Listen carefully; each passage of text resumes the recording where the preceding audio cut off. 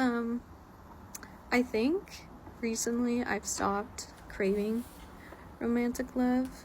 That doesn't mean in the future I won't, because I've only gotten to this place because I've grieved for the past 6 months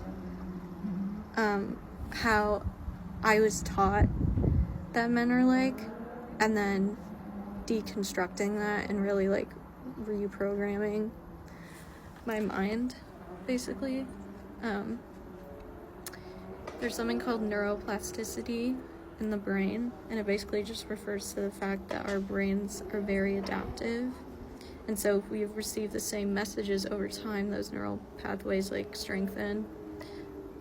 And so the research I did was really going through hours and hours of content from the feminist creators that I watch, or content that's really focused on decentering men. And decentering men is really just centering yourself.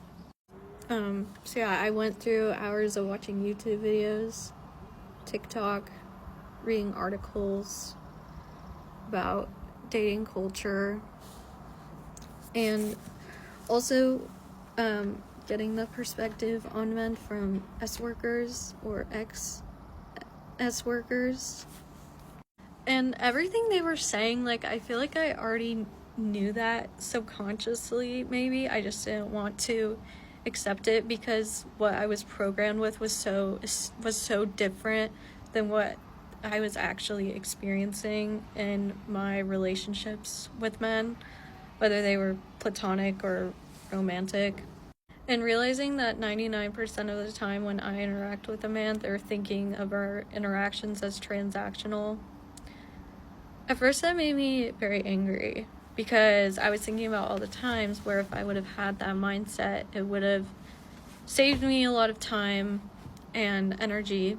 And so after obtaining all of this knowledge and then applying it to my life and all of the different interactions with men and all of the different personality types I see consistently through I've seen with the men I've interacted with. And so because of how now I perceive men, my standards and my boundaries are so different, and it makes me very picky, which I do prefer now, because I always thought the older I got, I would have more options because I would be leveling up, but it actually ended up being the opposite. And so before I started consuming this content, I was very confused. But it just solidified for me that it actually makes sense now that I have less options, or that I should it's worth it just being single and staying single, whether that's intentionally or not.